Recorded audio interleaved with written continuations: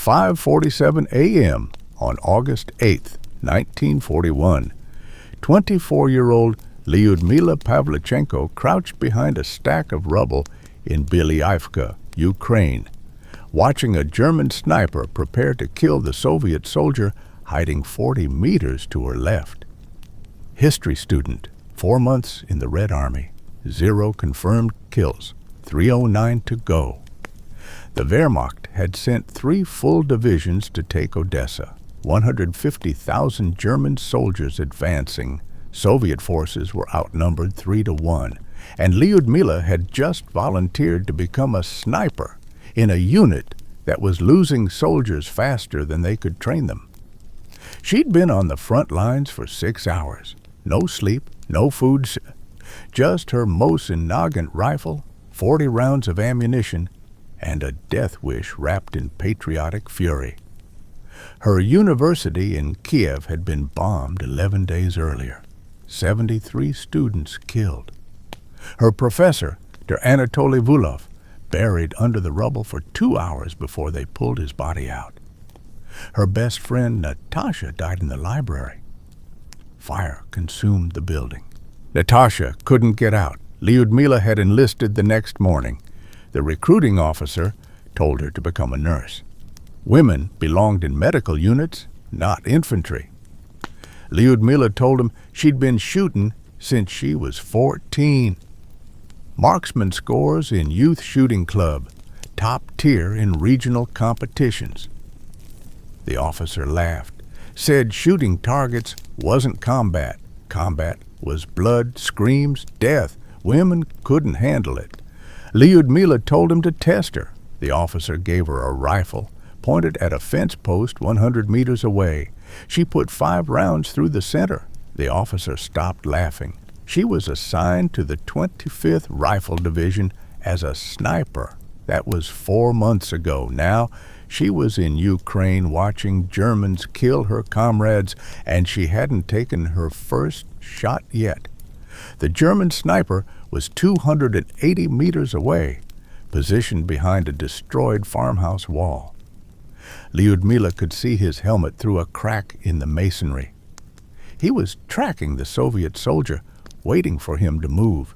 The Soviet soldier was Sergeant Dmitry Kravchenko, 32 years old, married, 2 children. Lyudmila had met him yesterday. He'd shared his bread with her when she hadn't eaten in 18 hours. Now, he was about to die because he didn't know a German was aiming at him. Lyudmila raised her rifle. Her hands were steady, her breathing was controlled, her instructor's voice echoed in her head. Don't think about killing. Think about solving a problem. Distance, wind, target movement.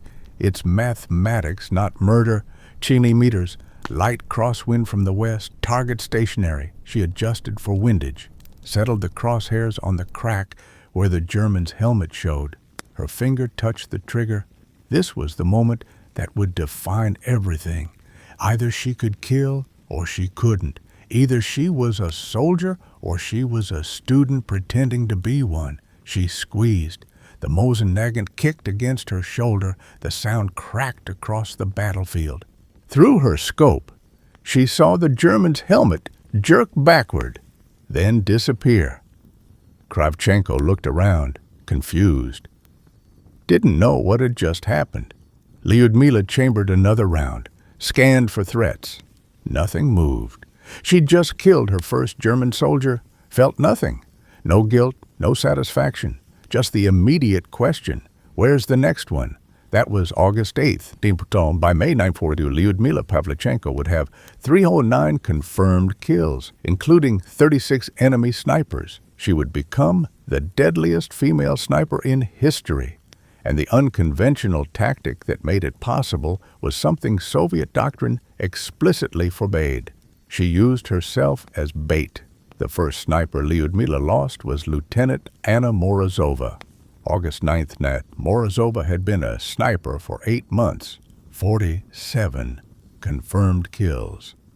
Experienced, smart by the book. Soviet sniper doctrine was clear. Never expose your position. Find concealment. Take your shot. Move immediately to a secondary position. Never stay in one place more than 30 minutes. Never fire more than 3 shots from the same location. Never engage unless you have a clean exit route. Morozova followed every rule. She positioned herself in a bombed-out apartment building, 3rd floor. Excellent sight lines. 2 exit routes planned. She engaged a German machine gun crew at 320 meters. 1 shot, 1 kill. Moved to her secondary position on the 2nd floor. Waited 20 minutes. Engaged a German officer at 280 meters. Clean kill. Started moving to her tertiary position on the ground floor. A German sniper shot her through the stairwell window. Single shot to the chest. She died before the medics arrived. The German sniper had been tracking her. Watched her first shot, predicted her movement pattern, positioned himself to intercept. Morozova never saw him. She followed doctrine perfectly and died anyway. Lyudmila was in the same building, 1 floor below. She heard the shot, heard Morozova fall, heard the Germans laughing. They knew they'd killed a Soviet sniper. The German who killed Morozova was Hans Becker, Wehrmacht sniper. 89 confirmed kills. Specialist in counter-sniper operations. He hunted Soviet snipers like Lyudmila hunted German soldiers. Becker's pattern was consistent. He waited for Soviet snipers to engage, tracked their positions, anticipated their movements, killed them when they relocated. Soviet doctrine made his job easier. If you followed the rules, you were predictable. If you were predictable, you were dead. The second sniper Lyudmila lost was Corporal Viktor Stepanov, August 27th. Stepanov was 19 years old. Sniper for 6 weeks, 11 confirmed kills. Good kid, eager to prove himself. He'd set up in a drainage ditch 400 meters from German lines. Perfect concealment, good sight lines, textbook positioning. He engaged a German patrol at dawn. 2 shots, 2 kills. Germans scattered, took cover. Stepanov followed doctrine. He stayed low, waited 15 minutes, prepared to move to his secondary position. A German artillery shell landed directly in his ditch. Obliteration kill. Nothing left to bury. The Germans had called in artillery based on where they thought the sniper was hiding. Standard counter-sniper tactic. Observe the shot, estimate position, saturate the area with explosives. Stepanov's concealment was perfect. His shot placement was excellent. His adherence to doctrine was flawless. He died anyway because the Germans knew exactly how Soviet snipers operated. By September, Lyudmila had watched 7 snipers die. Every single one followed doctrine. Every single one died because they were predictable. German counter-sniper units were too good. They knew Soviet tactics. They knew Soviet positioning. They knew Soviet movement patterns. Fighting by the book meant dying by the book.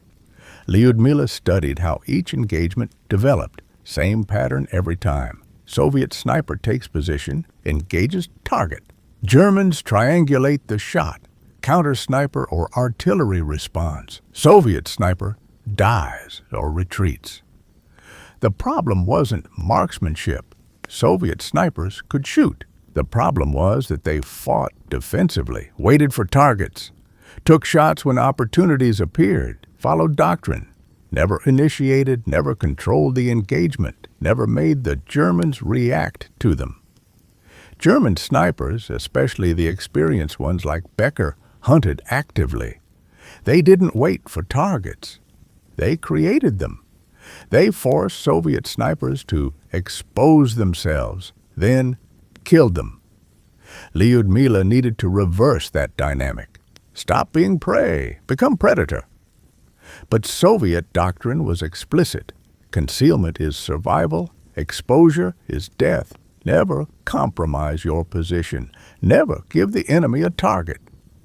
The doctrine made sense in theory. In practice, it was a death sentence. German counter-snipers were too skilled. They could find you even when you were perfectly concealed. Lyudmila decided to do something completely unauthorized. She would expose herself deliberately, make herself visible, draw fire, then kill whoever shot at her. It was insane. It violated every principle of sniper warfare. It would probably get her killed. But 7 snipers were dead, and Lyudmila refused to be the 8th. The technique required precision timing, perfect positioning, and absolute nerve. Lyudmila would set up 2 nests, not one. Primary and secondary, but only 4 to 6 meters apart, close enough that she could move between them in under 3 seconds. She'd place a decoy in the primary nest, a helmet on a stick, a spare sleeve stuffed with straw, anything that looked like a person from 300 meters away. She'd hide in the secondary nest, watching. When a German sniper shot at the decoy, muzzle flash would give away their position. Lyudmila would have 2 to 4 seconds before they realized the decoy was fake. In those seconds, she'd acquire the target, aim, fire, 1 shot. If she missed, the German would know her real position. She'd be dead. If she hit, she'd move immediately, reset the trap, do it again. The plan was suicidal. Soviet command would court-martial her if they found out. Exposing a position deliberately, even a fake one, was tactical insanity. But Lyudmila had watched too many friends die following doctrine. She tested the technique on September 3rd night, early morning. German lines were 340 meters away. She set up in a ruined cellar near the front line. 2 shooting positions, one with a helmet propped on debris, positioned to look like a sniper observing German positions. She waited in the secondary position 5 meters to the right, completely concealed. Her rifle was aimed at the area where a German counter-sniper would most likely position himself. 45 minutes passed. Nothing moved. Lyudmila's muscles ached from staying motionless. Her eyes watered from staring through the scope. Insects crawled across her hands. She didn't move. At 68, a shot cracked across no man's land. The helmet in her primary nest jerked backward. Someone had taken the bait. Lyudmila scanned the German lines. There, 320 meters away, a muzzle flash, a figure shifting position behind a brick wall. She had 3 seconds. Her crosshairs settled on the figure. She couldn't see details, just a shape. She fired. The figure dropped. Lyudmila didn't wait to confirm. She abandoned both positions, moved 40 meters west, set up in a different building. Through her scope, she watched the brick wall where the German had been. 2 German soldiers appeared, dragging a body, confirmed kill. The technique worked. Over the next 6 weeks, Lyudmila refined the method. She learned exactly how long to wait, how to position decoys, how to predict where German snipers would set up. She studied their patterns obsessively. German snipers preferred elevated positions. They liked to shoot from buildings, 2nd or 3rd floor. They avoided ground-level hides because Soviet artillery targeted those first. They positioned themselves with the sun at their backs when possible. They rarely changed positions during daylight. Lyudmila used all of this. She set her decoys to be visible from elevated German positions. She timed her operations for when the sun would be in German snipers' eyes, not hers. She built her secondary nests at ground level where Germans wouldn't expect her. She treated every engagement like a chess match. The decoy was her opening move. The German shot was their response. Her kill shot was checkmate. By October, Lyudmila had 78 confirmed kills. 22 of them were German snipers. Word spread through Soviet units, the woman sniper who hunted the hunters. Soldiers started requesting her for counter-sniper operations. Officers who'd lost men to German snipers came to her personally, begged her to help. Some brought bottles of vodka. Some brought extra rations. Some just brought grief. A lieutenant named Volkov came to her on October 12th. His platoon had lost 9 men to a German sniper in 4 days. The sniper operated near a railway junction, shot from different positions, killed officers, radio operators, machine gunners, anyone important. Volkov's men were terrified. They refused to move during daylight. The entire platoon was paralyzed. Volkov asked Lyudmila to kill the German. She said yes. Not because of the vodka Volkov offered, because she remembered Morozova, because she remembered Stepanov, because German snipers had killed 7 of her friends, and she wanted revenge for every single one. She studied the railway junction for 2 days, watched through binoculars from 800 meters away, mapped every position with sight lines, counted buildings, measured distances, noted wind patterns. The German was smart. He never shot from the same place twice, never established a pattern, but he had to shoot. And when he shot, he had to be somewhere. Lyudmila identified 11 possible positions.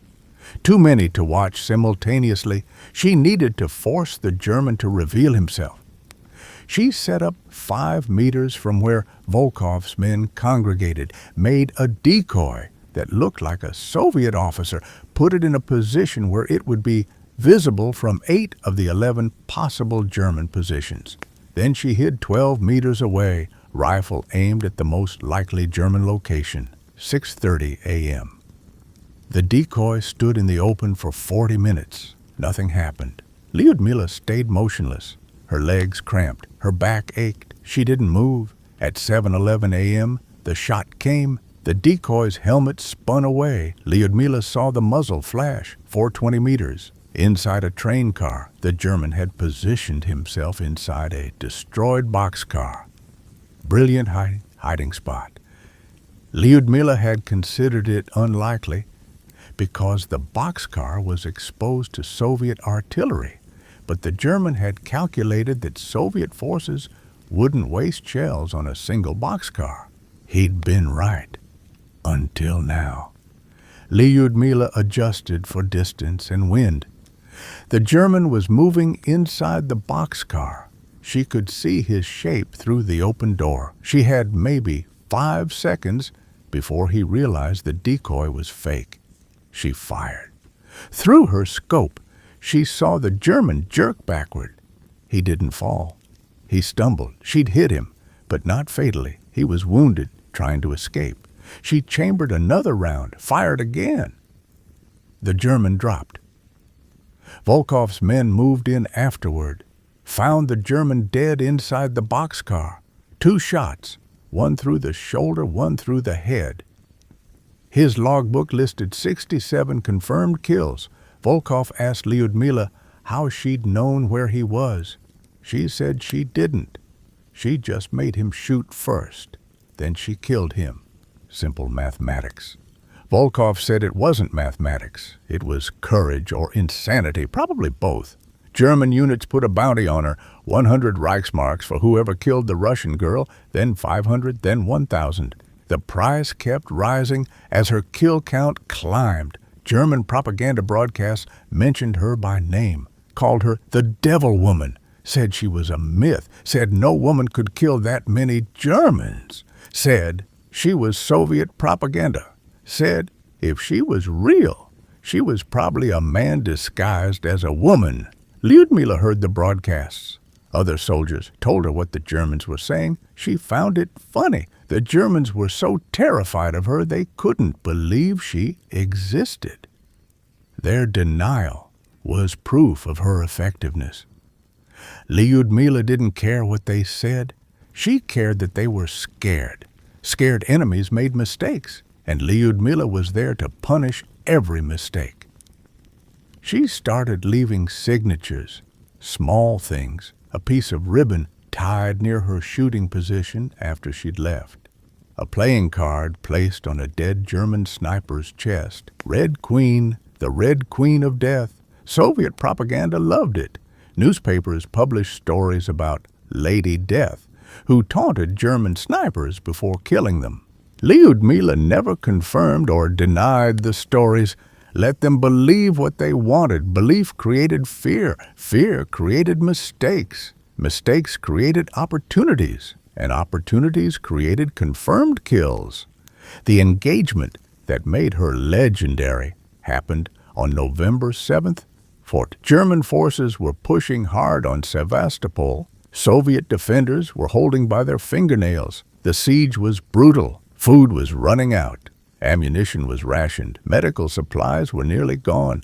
And a German sniper had killed 11 Soviet soldiers in 3 days. Officers, sergeants, anyone who gave orders. The sniper was systematically decapitating Soviet command structure. Nobody could locate him. Nobody could counter him. He took one shot, then vanished, disappeared like a ghost.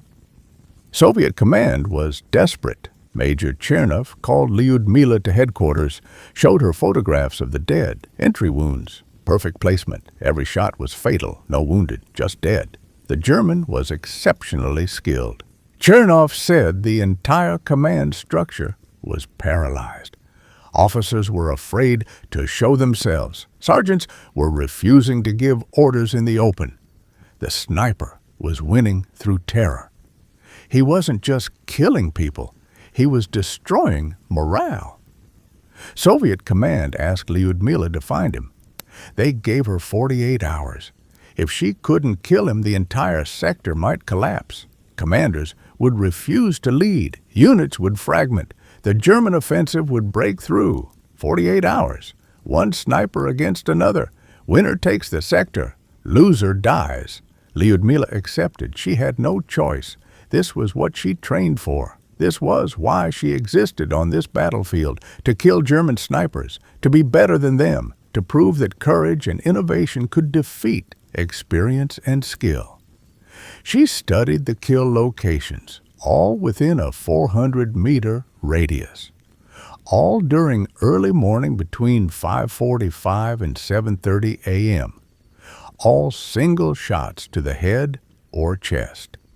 Precision work. The German was good, very good. She plotted the angles on a map. Every kill came from a slightly different direction. Northeast one day, southwest the next, northwest after that. The German was mobile. He changed positions constantly, never shot from the same place twice, never established a pattern. He was following doctrine perfectly. He was everything Morozova had been, everything Soviet doctrine taught. And Morozova was dead. Lyudmila needed to think differently. She studied the terrain with Lieutenant Boris, a reconnaissance officer who'd survived the siege of Odessa. Boris knew Sevastopol better than anyone. Every street, every ruin, every crater. They walked the perimeter at night. Dangerous work. German patrols were active, but Lyudmila needed to see the battlefield from ground level, needed to understand sight lines, needed to think like the German.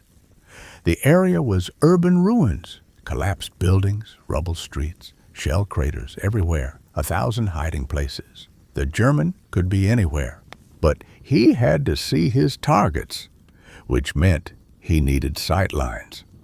Clear views, unobstructed angles. Lyudmila mapped every position with clear views of where Soviet officers congregated. Command post, supply depot, communication center, observation posts. She identified 14 potential sniper positions, buildings with intact upper floors, ruins with good concealment, positions that offered multiple escape routes. Too many to watch simultaneously. She needed to narrow it down. The German shot in early morning. Why? Lighting, routine, wind conditions. Lyudmila thought about it for hours, lay in her bunk staring at the ceiling, running scenarios. Early morning meant Soviet officers were visible, moving between positions, checking defenses, giving orders. First light meant soldiers were tired, less alert. Guards were changing shifts. Attention was divided. The German was hunting during shift change. That meant He was watching specific locations at specific times. He knew Soviet routines. He'd studied them. He was patient. He was smart. He was everything Lyudmila had to beat. Lyudmila picked the 3 most likely positions based on sight lines and escape routes. North tower of a destroyed church, 3rd floor of a collapsed apartment building, rooftop of a former school. All had perfect views of Soviet command areas. All offered multiple exit routes. All were elevated enough to provide advantage. Then she did something even more insane than her normal tactics. She decided to become the bait herself, not a decoy, not a helmet on a stick, herself, standing in the open, making herself the most valuable target on the battlefield. If the German took the shot, she'd have maybe 5 seconds to react. If she was wrong about his position, she'd be dead before she hit the ground. If she was right, she'd have 1 chance to dive, acquire the target, and fire before he repositioned. 1 chance, 1 moment, everything on the line. November 8th, 5:42 a.m. Lyudmila wore an officer's coat she'd borrowed from a dead lieutenant, too big for her, but recognizable from a distance. She stood in the open near the command post, right where officers usually gathered for morning briefing, made herself a target, exposed, vulnerable, alone.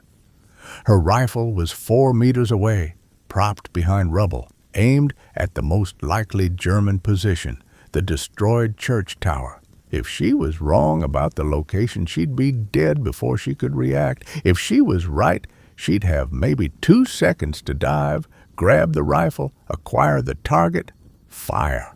2 seconds between life and death. 2 seconds to prove she was better than him. She stood there for 17 minutes. Each minute felt like an hour, exposed, every nerve screaming at her to take cover, every instinct telling her this was suicide. Her hands stayed at her sides, relaxed. Had to look natural. Had to look like a real officer, not bait. Wind blew cold across the ruins. She could hear distant artillery. Machine gun fire to the east. Normal battlefield sounds. Nothing moved in the German positions. Maybe the German wasn't there. Maybe he'd repositioned during the night. Maybe he'd been killed by artillery. Maybe this entire plan was based on faulty intelligence and she was standing in the open for nothing. Or maybe he was watching her right now. Crosshairs centered on her chest, finger on the trigger, waiting for the perfect moment. Her heart pounded. Sweat ran down her back despite the cold. She counted seconds. 20 seconds, standing in the open. Only seconds of being a target. Nothing happened. Maybe the German wasn't interested. Maybe he'd seen through the trap. The shot came at 5:59 a.m. Lyudmila heard it before she felt it. The crack of a rifle. Distinct sound. Mauser car K. The snap of a bullet passing centimeters from her head. So close she felt the air displacement. So close it parted her hair. She dove left, not back. Left, toward her rifle. Hit the ground hard. Ignored the pain. Grabbed her rifle. Her hands found it instantly. Muscle memory. She'd positioned it perfectly, swung the barrel toward the church tower, scanned through the scope. There, 300 meters. 3rd floor of the destroyed bell tower. A figure moving back from an opening. He'd taken the shot. He was repositioning, moving back into shadow. She had maybe 3 seconds before he was concealed completely. Lyudmila didn't take time to aim perfectly. Didn't calculate wind, didn't adjust for exact distance, just pointed and fired. Instant shot, the kind of shot instructors say never to take, the kind of shot that gets you killed in combat. Her rifle kicked against her shoulder. Through the scope, she saw the figure jerk, saw him stagger, saw him fall backward into darkness. She didn't know if she'd hit him or if he'd taken cover. She stayed down, watched, waited, chambered another round, kept her scope on the tower opening. If he appeared again, she'd fire again and again, until one of them was dead. 3 minutes passed. Nothing moved in the tower. No return fire. No movement. Either he was dead or he was playing the same game, waiting for her to expose herself again. Lyudmila didn't move. She'd learned patience, learned that the sniper who moved first usually died first. 10 minutes passed. The sun was rising. More light meant more visibility, more risk. Soviet soldiers were starting their morning routines. Officers were emerging from bunkers. If the German was still alive, he had more targets now, but he didn't shoot. 15 minutes after her shot, Lyudmila saw Soviet infantry moving toward the church. Boris had organized a clearing team. They'd been waiting for her signal. She'd signaled by shooting. The soldiers entered the church cautiously, rifles ready, expecting ambush, expecting the German to be old and waiting. Lyudmila watched through her scope, followed their movement through the ruins. They reached the 3rd floor, entered the bell tower. 2 minutes later, Boris appeared at the tower opening. He waved. All clear, target down, confirmed kill. Lyudmila lowered her rifle. Her hands were shaking. Not from fear, from adrenaline crash. She'd just survived a duel with a German sniper. She'd made herself bait. She'd taken an impossible shot under pressure, and she'd won. Soviet soldiers moved in to clear the building. They found a German sniper on the 3rd floor of the bell tower, single shot through the chest. Dead. His rifle was still in his hands, a Mauser KDK with a Zeiss scope. Custom modifications. This wasn't a standard issue weapon. This was a sniper's personal rifle. His scope was still warm. His position was perfect. Concealment, sight lines, escape route. He'd done everything right except underestimate his target. They found his logbook in his coat pocket. Detailed records. Names, dates, distances. 94 confirmed kills according to his own documentation. Soviet propaganda later claimed his name was Hauptmann Erwin König, Wehrmacht sniper, Special Operations counter-sniper specialist. Western historians debate whether König actually existed. Some say the name was invented for propaganda purposes. Some say he was real, but the details were exaggerated. Some say Lyudmila killed multiple German snipers and Soviet command combined them into one legendary enemy. The truth doesn't matter. What matters is Lyudmila killed a German sniper who terrorized an entire Soviet sector. She did it by making herself bait. She did it by breaking every rule in Soviet sniper doctrine. She did it because following rules meant death. And Lyudmila had decided a long time ago that she would rather risk death on her own terms than die following someone else's. Between August and May 1942, Lyudmila Pavlichenko eliminated 39 German soldiers. 36 of them were snipers. 187 were officers and NC. The rest were infantry, machine gunners, artillery spotters. Every single kill was confirmed by a witness or recovered enemy documents. Soviet command was strict about confirmation. They had to be. Propaganda required proof. She used the bait technique in at least 60 engagements, probably more. Records from the siege of Sevastopol were incomplete. Many combat reports were lost when the city fell, but survivors remembered. They remembered the woman sniper who stood in the open, who made herself a target, who killed Germans who thought they were the hunters. She was wounded 4 times during her combat service. September 1941, shrapnel from a mortar round, minor cuts to her arm and shoulder, bandaged in the field, back in combat the next day. December 1941, concussion from artillery blast. Shell landed 10 meters away while she was repositioning, knocked unconscious for 2 minutes, recovered, refused medical evacuation. February 1942, shrapnel to her leg. German 88mm airburst. She was caught in the open during a barrage. Shrapnel tore through her calf. Medics patched her up. She was immobile for a week. Started walking again after 10 days. Back to combat after 3 weeks. June 1942, mortar shrapnel to the face.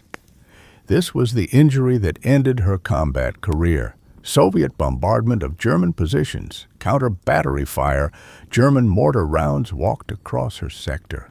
One landed close.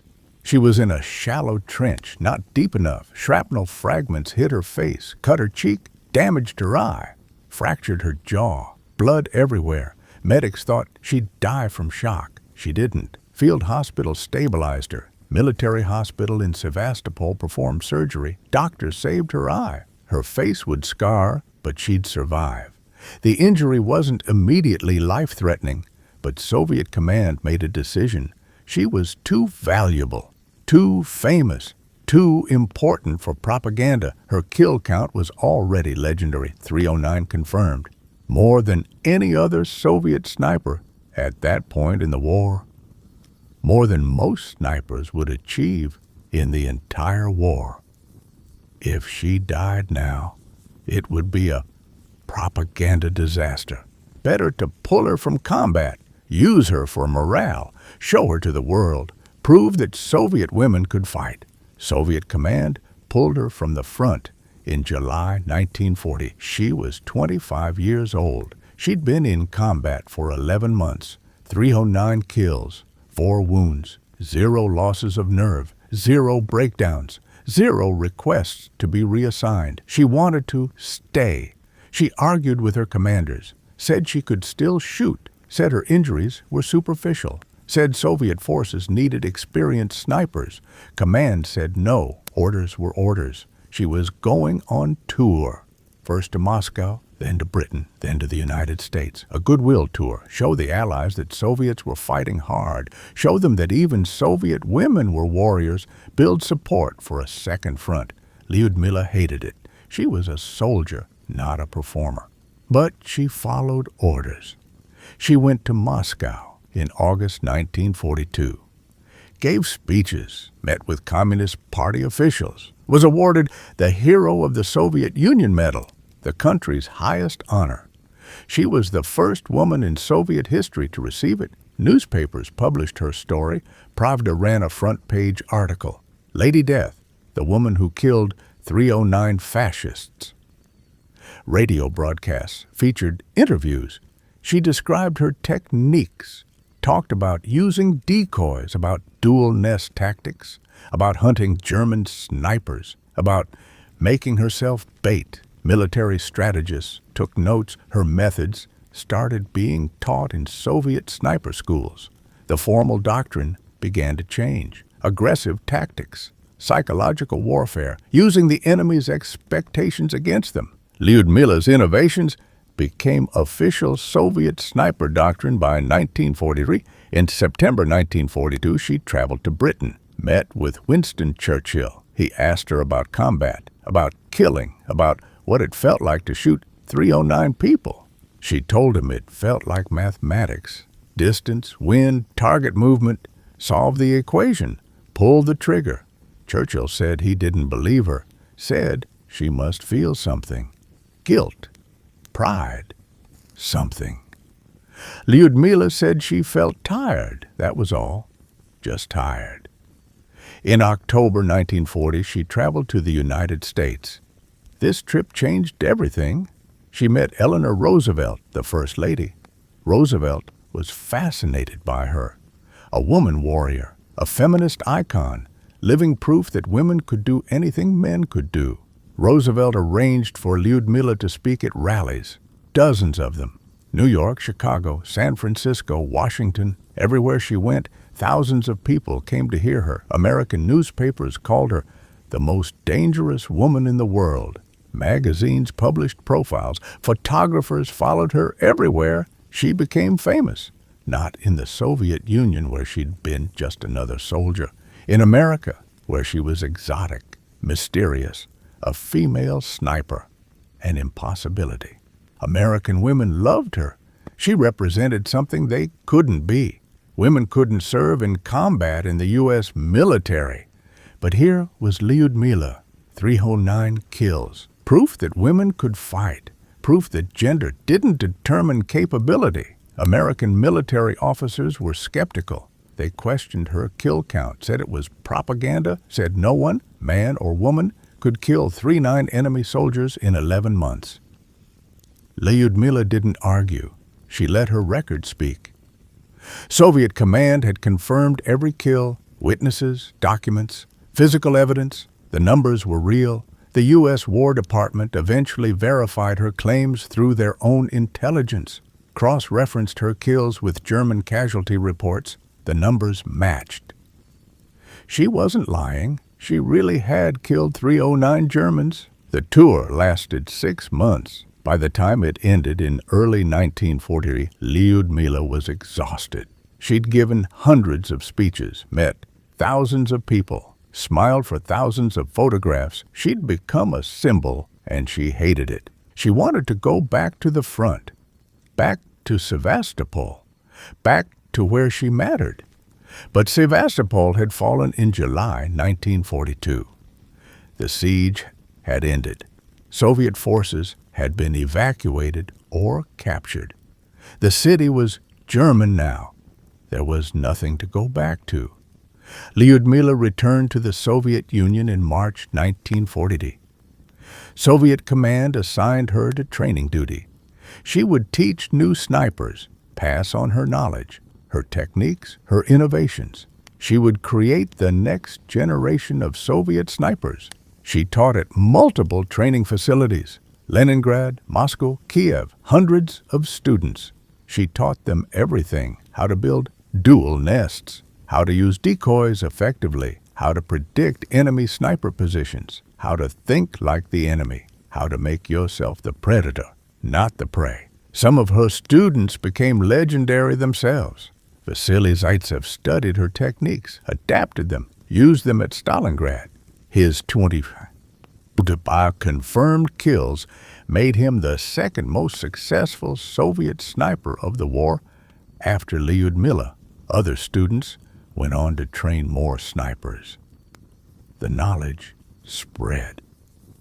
By 1944, Soviet sniper doctrine had been completely transformed.